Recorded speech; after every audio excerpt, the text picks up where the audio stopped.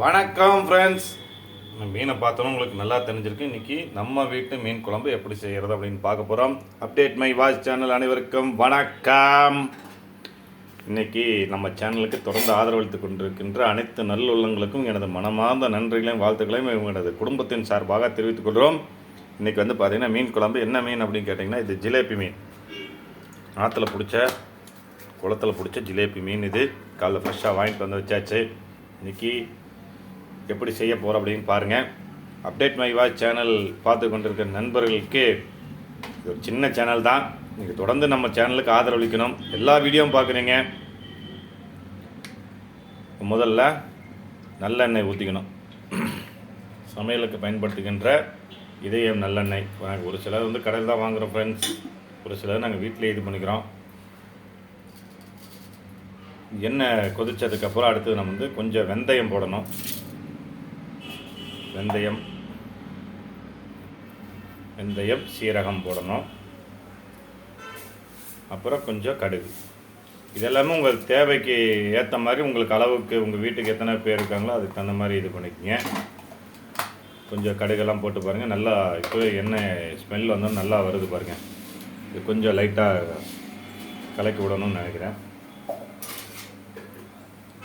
Update my voice சேனலில் பார்த்து கொண்டிருக்கிற அனைத்து நல்லுள்ளங்களுக்கும் ஒரு விஷயத்தை நான் சொல்கிறேன்.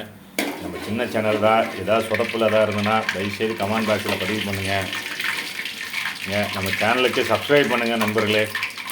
நீங்கள் கொடுக்குற ஆதரவு தான் ஒரு பெரிய ஒரு இடத்துக்கு போக முடியும். அடுத்தது கருவேப்பிலை, பச்சை மிளகாய் இதெல்லாம் போடணும். Very simple. இந்த குழம்பு வந்து ரொம்ப சிம்பிளாக நம்ம வீட்டில் எப்பவும் போல் செய்கிற மாதிரி அற்புதமாக இருக்கும்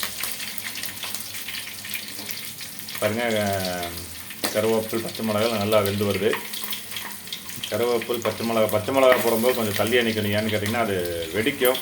அது வெடிக்கும்போது பார்த்திங்கன்னா இப்போ கேமராவில் நல்லா பாருங்கள், நல்லா வெடிக்குது, சத்தம் கேட்குது. அதுக்கு அடுத்து பார்த்திங்கன்னா வெங்காயம் அடித்து வச்சுருக்கோம். இதை வந்து நம்ம இது பண்ண போகிறோம்.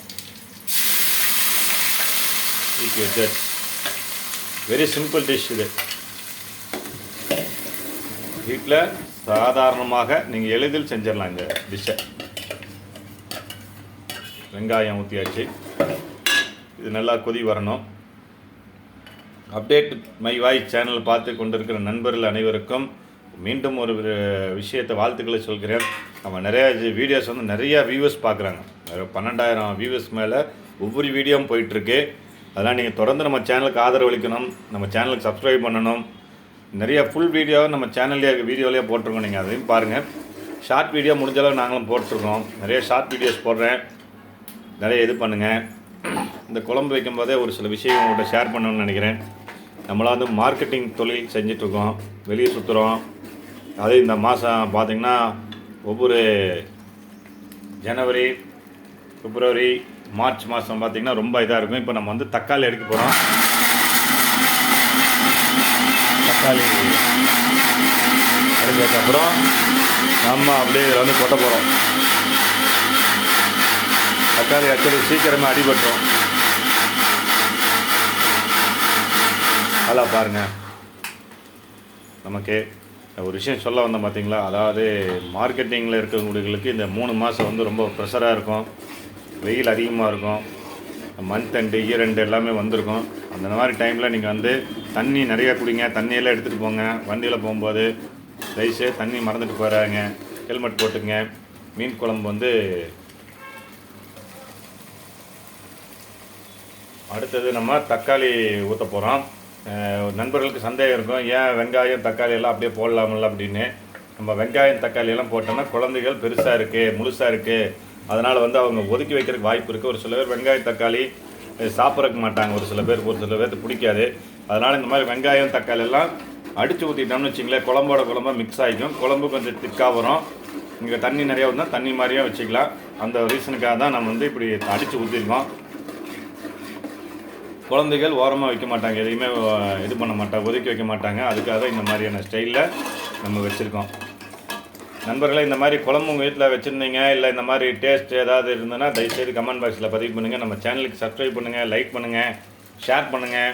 பிடிச்சிருந்தால் ஷேர் பண்ணுங்கள். பிடிச்சிருந்தாலும் பிடிக்கலனாலும் ஏதாவது குறைகள் நிறைகள் எது இருந்தாலும் கமெண்ட் பாக்ஸில் பதிவு பண்ணுங்கள் நண்பர்களே. நம்மள சின்ன சேனல், அதனால் உங்களுடைய சப்போர்ட்டு, உங்களுடைய ஆதரவு தான். பெரிய சேனல்லாம் ஆகிறனால இல்லைன்னு தெரியல, பட் இருந்தாலும் இருக்கிற வரைக்கும் நம்மளோட சேனலில் நிறைய வீடியோஸ் போடணும், நண்பர்கள் நிறையா பார்க்கணும் அப்படிங்கிறதுக்காக தான் அன்றாட நிகழ்வுகளை நிறையா போட்டுட்ருக்கோம். நிறையா பாருங்கள், நிறையா வியூவர்ஸ் வந்து பார்க்குறாங்க. நிறையா உண்மையாகவே நான் எதிர்பார்க்கவே இல்லை. அடுத்து வந்து மீன் குழம்புக்கு தானே மசாலா, வீட்லேயே அரைச்ச மசாலாவெல்லாம் போட்டிருக்கோம். இது சீக்ரெட் மசாலா. அது என்ன சீக்ரெட் மசாலான்னு தெரிஞ்சால் கூட கமெண்ட் பாக்ஸில் பதிவு பண்ணுங்கள். உங்களுக்கு இந்த மீன் மசாலா ஏதாவது சந்தேகம் இருக்குது, இது வந்து சீக்ரெட் மசாலா, என்ன சீக்ரெட்டுன்னு தெரிஞ்சுக்கணும் அப்படின்னா கூட நீங்கள் கமெண்ட் பாக்ஸில் பதிவு பண்ணுங்கள் நண்பர்களே. குழம்பு பாருங்கள், இப்போவே நல்லா மனம் வந்துருச்சு. நான் அப்பப்போ ஹெல்ப் பண்ணுவேன்னு சொல்லியிருக்கேன். நான் சமையல் ஃபுல்லாக மனைவி தான் செய்வாங்க. நான் அப்பப்போ இந்த எடுக்கிறது, பிடிக்கிறது, இந்த வேலையெல்லாம் நான் பண்ணுவேன். அப்புறம் சொல்லி வேலை இதெல்லாமே நம்மளது. அடுத்து பார்த்திங்கன்னா புளியை கொஞ்சம் கரைச்சி ஊற்றுற மாதிரி இருக்கும்னு நினைக்கிறேன். இது நல்லா கொதி வந்துட்டு பச்சை வாசம்லாம் போன அர்த்தம். இந்த டைமில் வந்து புளியை நம்ம வந்து இது பண்ணணும். நல்லா பார்த்துக்குங்க, இந்த மாதிரி நல்லா ஸ்மெல் நிறையா வர ஆரம்பிச்சிருச்சு. இந்த பச்சை வாசம் சம்திங் போகணும். அது போல இந்த புளி கரைச்சி வச்சு இந்த புளியோட தண்ணியை ஊற்றணும்.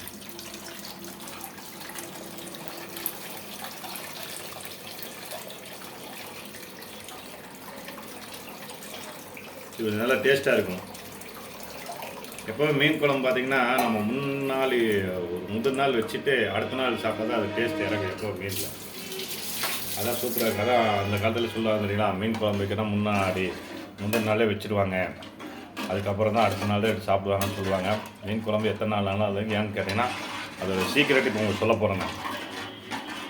ஏன்னா புளி வந்து நாளாக அந்த புளி வந்து அந்த குழம்போட நல்லா இறங்கும்போது அதில் இருக்கிற மீனுக்கும் அதை பிடிக்கும். அதனால் டேஸ்ட் அதிகமாக நல்லா இருக்கும், சூப்பராக இருக்கும். அப்படிங்கிறனால இப்போ உப்பு போட போகிறோம்.